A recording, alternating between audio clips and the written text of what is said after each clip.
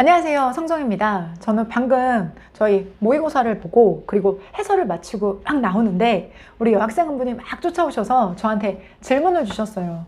저 방금 선생님 해설 들었는데 저도 해석도 비슷하게 했고 그리고 끊어읽기도 딱히 문제가 없는데 저는 자꾸 답을 다른 걸 골라요. 왜 저만 이렇죠? 저 어떡하죠? 라는 질문을 주셔서 이야기를 나누고 나왔는데요. 이 이야기가 이 여학생만의 이야기는 아닐 거라는 생각이 들어서 여러분과 같이 고민해 보고자 합니다. 자, 해석이 거의 해설지와 같은데 또는 듣고 계신 해설과 같은데 이상하게 정답만 마지막 순간 다르게 들어간다. 왜 그런 얘기 있잖아요. 한국 축구의 마지막에 골 결정력이 문제다. 이런 얘기가 몇 년 전에는 있었는데 지금은 많이 개선이 됐죠. 여러분들도 개선될 수 있습니다. 자, 그런데 이 부분이 사실 민감한 부분이라서 이걸 영상으로 또는 주제로 다룰까 말까 고민을 정말 많이 했는데요. 사실 해석에는 큰 차이가 없다. 구 단위로 끊어있는데도 문제가 없다. 그런데 답이 다르다는 건 그건 뭘까요? 유추하는 부분, 즉 논리적인 유추 사고에 관련된 부분입니다. 그리고 조금 더 깊숙이 이야기 나눠볼까요? 여러분, 혹시 이런 문제를 겪고 계시다면 국어, 그 중에서도 비문학 지문 분석 어떠신가요? 같은 부분에 혹시 비슷한 고민을 하신 적 있으신가요? 그렇다면 그건 국어, 영어의 문제가 아니라 언어적인 분석력, 사고력, 논리력과 연관이 되어져 있습니다. 그래서 이 부분은 더 깊은 이야기 그리고 좀 더 학문적인 레퍼런스가 필요한 부분인데요. 지금 당장 개선하실 수 있는 방법을 먼저 제안을 드리도록 하겠습니다. 우리가 글이라는 것이 전개되는 논법은 3단 논법, 5단 논법 이런 것들이 존재합니다. 그런데 그런 것을 기준에 맞춰서 내 사고를 고치자. 그건 현실적인 이야기가 아니고요. 이야기가 전개가 되었을 때 그 이야기에서 키워드 등을 잡아서 키워드 등을 연결할 수 있는 개요도를 번거롭겠지만 우리말로 번역을 해서 개요도를 잡는 거예요.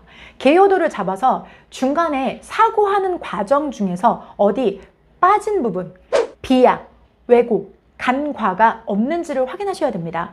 자, 이게 매우 손이 많이 가는 작업이고 시쳇말로 귀찮은 작업일 수 있지만 이런 문제를 겪고 있는 여러분들이라면 반드시 한 번쯤은 개선하셔야 되는 부분입니다.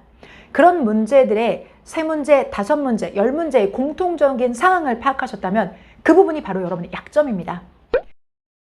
자, 두 번째 팁입니다. 첫 번째 팁이 지문에 대한 분석, 즉 글의 전개를 통해서 독해 체력을 높이는 원칙적인 방법이라면 두 번째는 실전에 바로 사용이 가능한 팁입니다.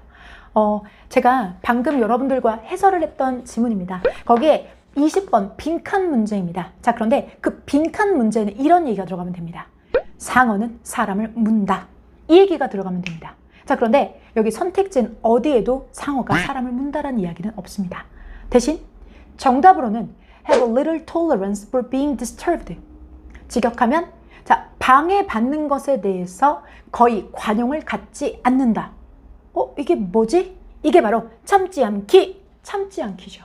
즉, 안 물지 않는다. 즉, 물어버린다는 이야기입니다. 어떤 문장이 겉으로 보이는 명시적 의미, denotation이 아니라 안에 함축되어진 의미, connotation. 즉, 함축적 의미를 찾아가는 것이 선지 분석에서 가장 중요하고 그렇게 선지를 분석하는 힘이 글의 전개에 대한 독해 체력을 갖는 것만큼이나 중요합니다.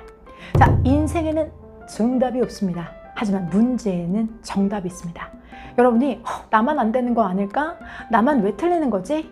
고민하지 마세요. 여러분이 지금 하시는 고민들은 여러분의 선배들이 충분히 했던 고민이고 그런 고민에 대한 답을 찾아보고자 여러분과 같이 함께 걷고 있습니다. 여기는 공부하는 사람들 공간 성정의 스테이션이었습니다.